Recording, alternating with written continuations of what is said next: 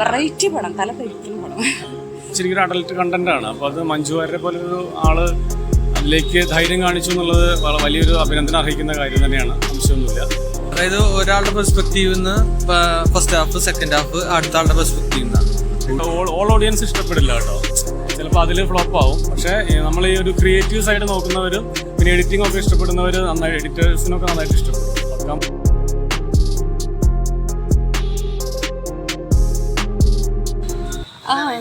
സൂപ്പറാണ്. ഒരു പ്രത്യേക തരം മൂവിയാണ്. പക്ഷെ ഫസ്റ്റ് ഫാമിലീസിന് കുട്ടികളെയൊന്നും കയറ്റാൻ പറ്റിയ സീൻസ് അല്ല ഫസ്റ്റ്. ബാക്കിയുള്ളതൊക്കെ ഓക്കെ, ഭയങ്കരമായിട്ട് നമ്മളെ തല ധരിക്കുന്ന പോലത്തെ ഓരോ ഫുട്ടേജുകളാണ്. എന്തായാലും എനിക്കിഷ്ടപ്പെട്ടു. ഫസ്റ്റ് ഒരു ബിഗിനിങ് മാത്രം എനിക്ക് അത്രയ്ക്ക് അങ്ങോട്ട് ഇഷ്ടപ്പെട്ടില്ല. വളരെ കുറച്ച് ഭാഗമേ ഉള്ളൂ, പക്ഷെ നമുക്കത് ഉൾക്കൊള്ളാൻ പറ്റാത്ത വിധത്തിലുള്ള പെർഫോമൻസ് ആയിരുന്നു അവരുടെ.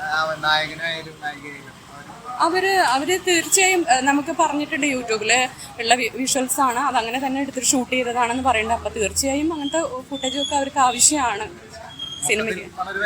വെറൈറ്റി പടം, തല തെറിക്കുന്ന പടം.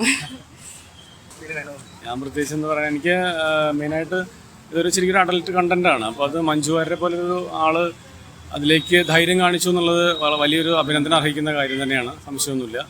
പിന്നെ എന്തായാലും ഫാമിലി ഓഡിയൻസ് ചിലപ്പോൾ കുറച്ച് കുറയുമായിരിക്കും, മക്കളൊക്കെ ആയിട്ട് അതില്ല കണക്ട് ആവില്ല. കുറച്ചൊരു വേറെ മൂഡ് പടമാണ്. പിന്നെ മഞ്ജുവിൻ്റെ വലിയ അഭിനയ മുഹൂർത്തങ്ങളൊന്നുമില്ല, പക്ഷെ ഉള്ള സംഭവം വളരെ സോഫ്റ്റ് ആയിട്ട് കൈകാര്യം ചെയ്തു.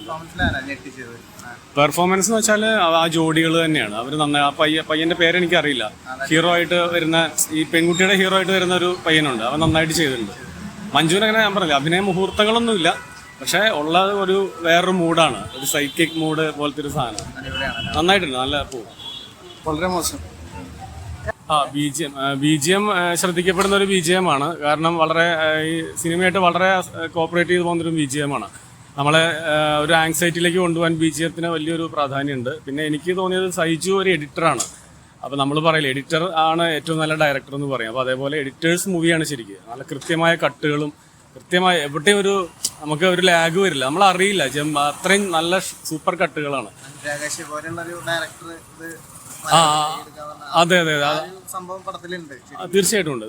അത് എനിക്ക് തോന്നുന്നു അയാൾ ഈ സബ്ജക്റ്റിൽ തന്നെ വീണതായിരിക്കും. അത്രയും നല്ല കണ്ടന്റ് ആണ്. പക്ഷേ ഓൾ ഓഡിയൻസ് ഇഷ്ടപ്പെടില്ല കേട്ടോ, ചിലപ്പോൾ അതിൽ ഫ്ലോപ്പ് ആവും. പക്ഷേ നമ്മൾ ഈ ഒരു ക്രിയേറ്റീവ് സൈഡ് നോക്കുന്നവരും പിന്നെ എഡിറ്റിംഗ് ഒക്കെ ഇഷ്ടപ്പെടുന്നവർ നന്നായി, എഡിറ്റേഴ്സിനൊക്കെ നന്നായിട്ട് ഇഷ്ടപ്പെടും. പക്കാ മൂവിയാണ്.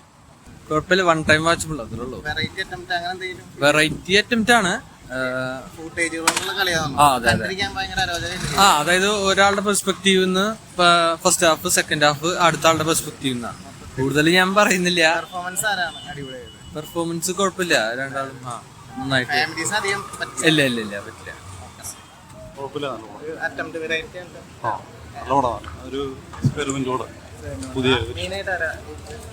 മഞ്ജു വാര്യർ എല്ലാവരും ഉണ്ട്. മറ്റേ പിന്നെ മൂന്നാൾക്കാര്. പടം കുഴപ്പമില്ല, നല്ല കാണാൻ, വൺ ടൈം കാണാൻ എന്തായാലും.